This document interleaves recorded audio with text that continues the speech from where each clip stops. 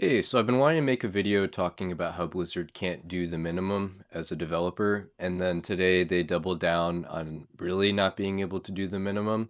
So we'll just watch the first step and then talk about the second step about how much worse it got with this video from Jerome. Did Blizzard make a massive mistake in March 2025? A Reddit meme with 900 upvotes says yes. See, yesterday, thousands of players disconnected on the hardcore realms. Deaths are permanent, no appeals. Level 60s like Coolreich, who was excited for his ZG, were wiped out in an instant with zero hope of return. Except we all remember March 2025 when the streamer guild OnlyFangs, they got hit by a DDoS and Blizzard stepped in and mass resurrected them. They bent the rules for the streamers. But the normies yesterday, silence. The double standard is deafening. If you aren't a streamer, your time apparently doesn't matter. So I have to ask, should Blizzard res the victims of yesterday's crash, or is streamer privilege just the new rule of hardcore? Let me know. So he's baiting a little bit, of course. Jerome really knows how to set these videos up for discussion, where in some cases, people are really on an anti-streamer binge. The fact that Jupiter got so much support is just like an example of that, right? Maybe also just the dislike for Shobek initiated that. But anyways, this is really sad to me, seeing this one here where guy died just a couple days ago due to a DC, has 44 days played, was gonna kill Kel'Thuzad in this guild, zero chance of getting back. So there's the double standard of like streamers get the privilege, but the reality is if it's a targeted DDoS towards a group, Blizzard made that distinction where if a person can take out people's fun and nothing is done from it, that's a problem, right? So take out that ability for the person's DDoS to matter is kind of the thought, right? But now the problem is that there's been more and more DCs and it's not that same reality, right? For all these players that are dying. They don't get to be resurrected because they don't have that same spotlight. It's just that simple. And that's just how gaming works in some sense. But that to me is the failure of Blizzard, where they just don't have in game devs, right? They don't have GMs that are actually like monitoring the game. That's something that long ago disappeared in WoW, it feels like. And that to me is the number one problem with World of Warcraft at this point, where there just doesn't feel like there's an involvement from the GMs into the game.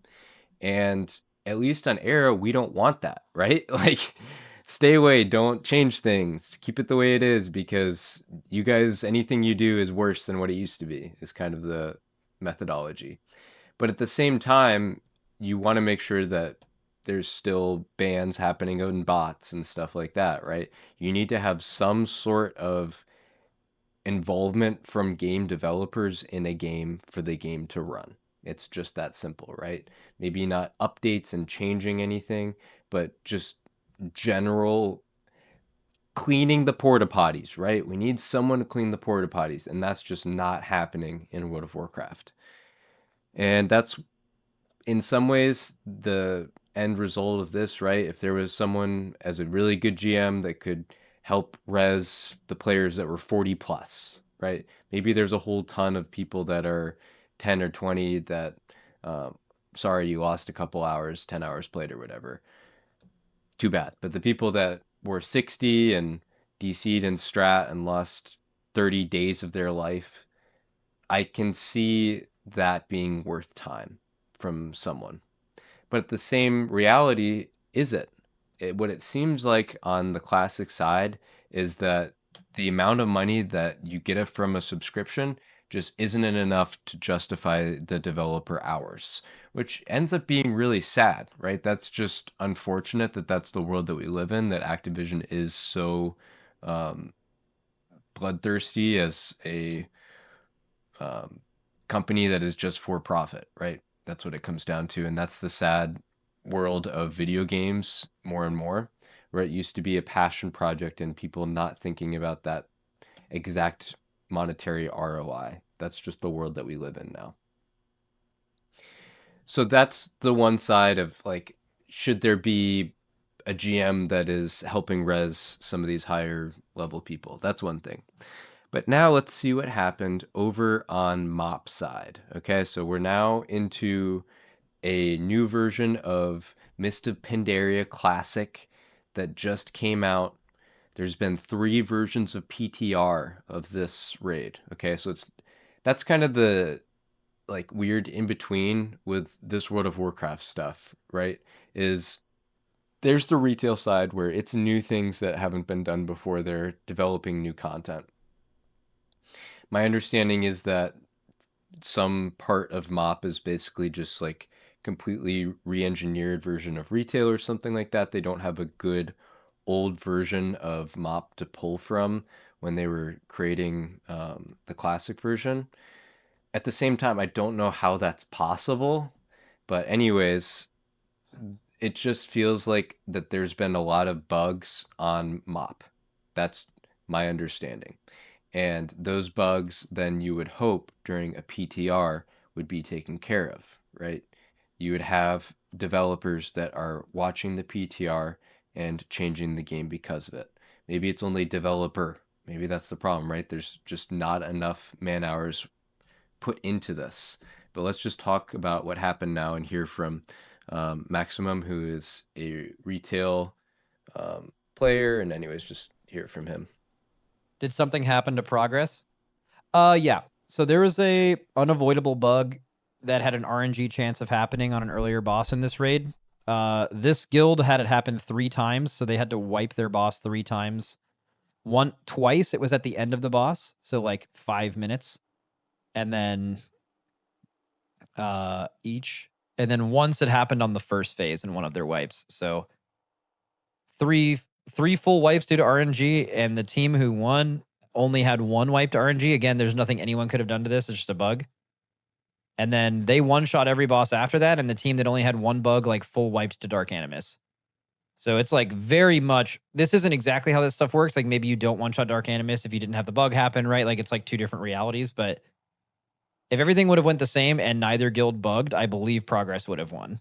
Even though the other guild started off ahead faster, but, I mean, the Dark Animus wipe would have wiped out all of that and then some, so... Yeah. Oh, they had the bug happen 4 times, so 3 times more than the other team. Okay, sure. Yeah, whatever. I mean, I to shit on the classic dev team. It's so obvious they are understaffed as fuck, but every raid they release in SOD classic area is always full of bugs. I mean, I feel like that's reasonable, right? Am I not? Like, obviously, when it gets personal and shit like that, but you to be like, as a consumer, hey, when you constantly release content, it doesn't work right and it like lowers our enjoyment of it because it's not prepared well or it's not finished.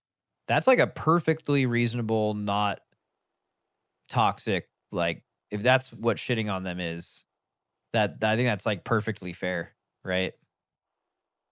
Um, but also it's like understanding how games are nowadays, right? Like, it's not financially possible really for any of these companies to, well, possible is not the right way to put it. It's never going to happen where these teams make a like finished game in most scenarios, like especially in MMO, because like it's just a lot more efficient to release something that's 95% of the way there and then work out the kinks when it's out, because the time it takes to go from 95 to 100 is the same amount of time it would have taken to go from 90 or from 1 to 95, right? So usually just, it's a very common, it depends on the kind of game.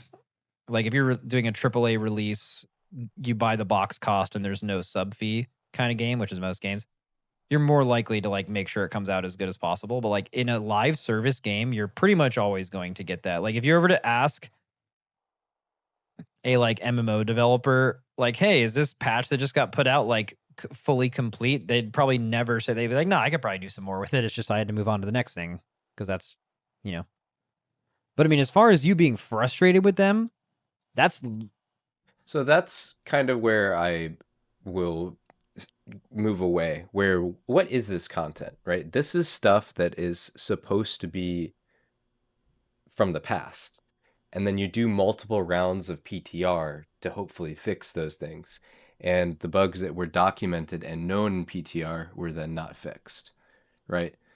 that's just a basic level of failure where players that then spend that time in the PTR, that spend their time documenting, what's the point, right? People play these games for enjoyment, for competition, and to release a version of the game that has had multiple iterations to hopefully fix some basic things like bugs like that, that to me is just unacceptable. And again, the point here is how many times it's happened now. It's been literally years of Blizzard's releases being failures. We've talked about it a couple phases here on Anniversary, how they've gone poorly. It's just years and years of botched. How can it always be botched? Like, it's always something.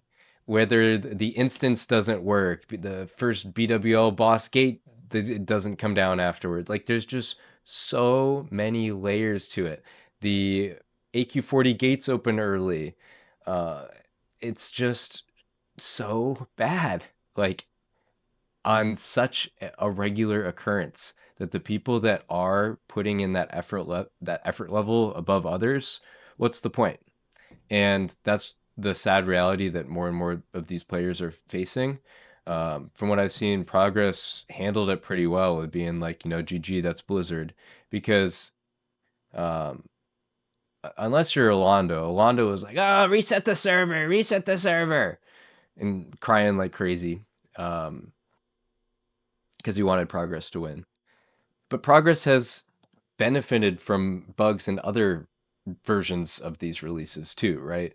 Where it's a double-sided coin of there's going to be winners and there's going to be losers when there's significant bugs. Sometimes that's just a GG and you go on to the next one. But at what point do you not go on to the next one because it's just bad? And you as a player see where the eyes of the developers are focused, which is on Classic Plus or the China version that we're all talking about now. And I think that's just unfortunate that that Blizzard's investments are so clearly not in a version of a game that people are investing a lot of their time. And I guess that's the problem, right? Is that it's time more than money, and that's just not enough for Blizzard, right? If it was time and money, where suddenly streamers are able to um, get more and more people to play the game, right? You benefit when there's entertainment versions from it. Um, it's still entertaining to watch a botched release, right? Maybe there won't be more people playing from it, but um, at the end of the day, it's just kind of sad that this is the version of entertainment that we're having now with releases where you're expecting the bugs to happen. And after the bug happened that caused both groups to wipe, the whole thing then later became, well, maybe the front group will deal with a wipe as well, right? You're always just thinking that the next problem is going to happen when there's that level of inconsistency. So um, we are no more World of Warcraft, so it's time to move on. GG's. I rant done, but why Blizzard? Why?